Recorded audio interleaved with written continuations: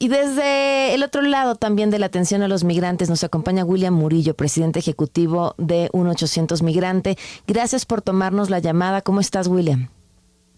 Pamela, ¿cómo estás? Buenas tardes. Muchas gracias por la invitación. Un gusto saludarte. ¿Cómo van? ¿Qué te preocupa en estos momentos? ¿Por dónde empezamos? Pues por todo. Mira, yo creo que el hecho de que Trump vino con todo no va a detenerse ante nada. Nadie lo puede detener excepto la justicia, el sistema. Esperamos de que el sistema de justicia funcione porque esa es la única forma de detenerlo en este momento. Tiene mayoría legislativa en el Congreso, en el Senado, tiene jueces que apoya en la Corte Suprema, es el comandante en jefe de las Fuerzas Armadas, o sea, está imparable, está imparable. Entonces, bajo estas condiciones, estamos mirando decretos ejecutivos que están poniendo a los migrantes como si fueran lo peor que existe en este país, en el universo, y solo nos falta traer a los Avengers para que los defiendan. Entonces, esa es una condición bastante compleja porque los migrantes indocumentados no tienen quien los defienda. No hay un grupo organizado que diga, sí, yo defiendo a todos los migrantes indocumentados. No existe tal cosa. Precisamente porque no te permites o no te permiten organizar, no te permiten tener una representación y sobre todo que es un grupo muy vulnerable, muy perseguido, están violando sus derechos, están violentando desde hace muchos años el proyecto de vida que tienen y simplemente los están explotando. O sea, aquí las cosas hay que decirlos, como decimos en nuestro país, a calzón quitado, sin ningún complejo y hay que decir las cosas como son. Van a ser 4 años bastante complicados y complejos en Estados Unidos. Ahora, el gobierno federal había advertido de tener grupos de abogados que desde los consulados pudieran ayudar a los connacionales.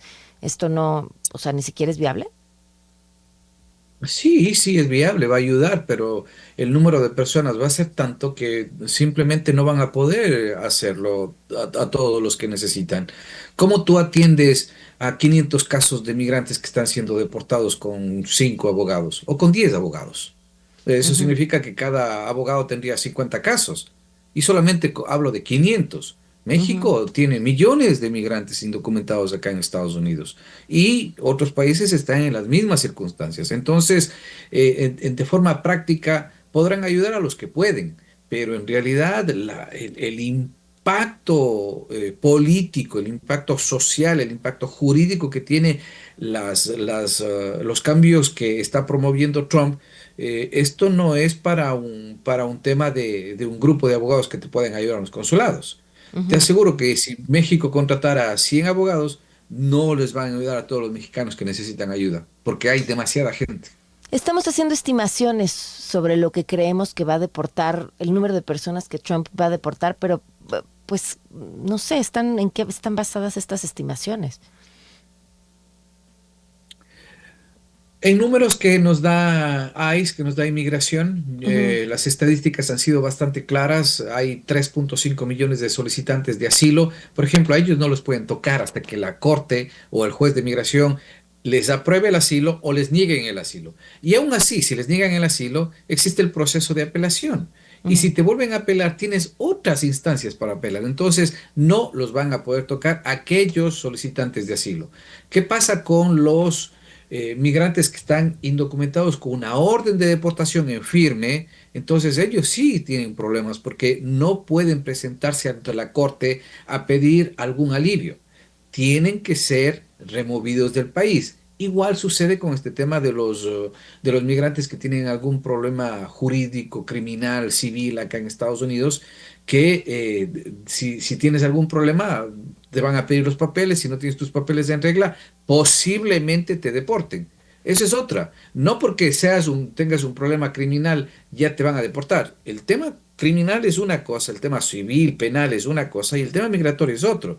Si una persona está, por ejemplo, con una sentencia de 5 años, ya ha cumplido 3 años y está fuera por un año como condicional, por ejemplo, ¿verdad? Él está pagando una pena. Entonces, Ujú. no puede ser que por pagar una pena también le caiga otra pena migratoria encima. No puedes sentenciarle a una persona 2 veces por el mismo delito. Entonces, allí hay otra vez una gran lucha por el debido proceso. Una de las cosas que nosotros estamos mirando desde ayer, y ese sí es un problema. Ese sí es un problema.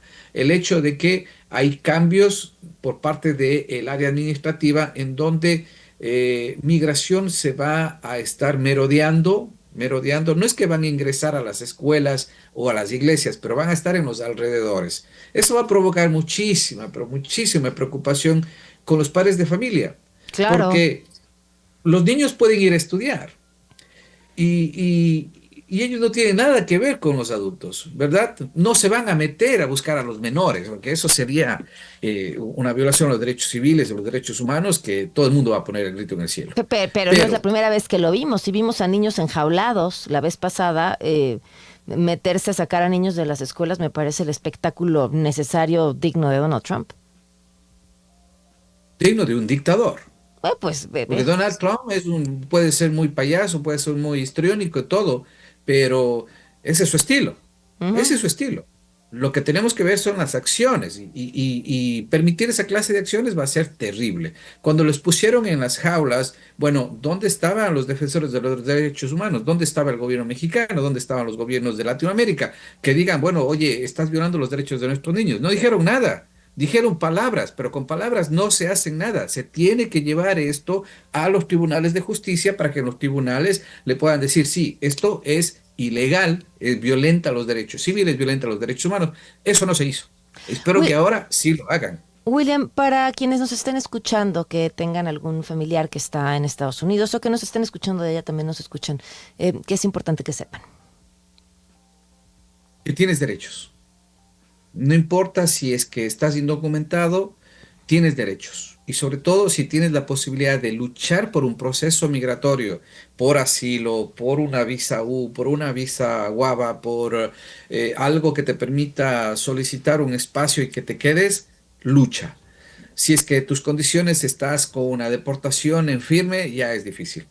Si es que no cumples los nuevos parámetros que dicen que tienes que superar 2 años de Estados Unidos y tener algún proceso migratorio en marcha, te quedas. Pero si has entrado en los últimos 2 años y no tienes nada, no has hecho nada, no has presentado un documento, no has presentado una solicitud, tienes 2 años, te vas. Es difícil. Y esto lo que significa es de que los migrantes deben tener un número de teléfono de un abogado para que puedan llamar. Si te detienen, acogerse al silencio, pedir una fianza, esto es un derecho, tienes que pedir fianza, por lo general para la primera vez son 3 a 5 mil dólares, sales y puedes contratar un abogado para iniciar un proceso, porque ya te quieren expulsar, entonces ya inicias un proceso de defensa. Y luego está, obviamente, prepararte en caso de que suceda lo peor. Un niño que está o que es ciudadano norteamericano acá, inclusive hasta mascotas, ¿quién va a cuidar a la mascota si tú vas a trabajar y no regresas? ¿Quién le va a traer al niño de la escuela si tú vas y no regresas? Entonces, todo eso significa que tienes que tener a alguien con una autorización, o sea, un poder. Darle un poder, no a otro indocumentado, darle un poder a un residente, a un ciudadano que te pueda ayudar y que se encargue de, si es que algo te pasa a ti, ver qué pasa con los niños, si te deportan, bueno, después seguramente podrás enviar a tus hijos a tu país de origen, pero si tienes una casa, ¿quién va a pagar el mortgage, el mensual del préstamo? ¿Quién va a pagar las tarjetas? Porque tampoco puedes salirte así porque sí, dejar de pagar. Y luego, si sales a los 3 o 4 meses, tienes más problemas legales, con demandas, con cobros y todo lo demás. Necesitas estar preparado con un poder para que pueda una persona de mucha confianza ayudarte a pagar la renta, a pagar los biles o Claro. cobrar, si tienes un negocio, cobrar las facturas. Tienes que prepararte. Lamentablemente, en la idiosincrasia latinoamericana siempre se deja para último momento y eso nos pasa factura.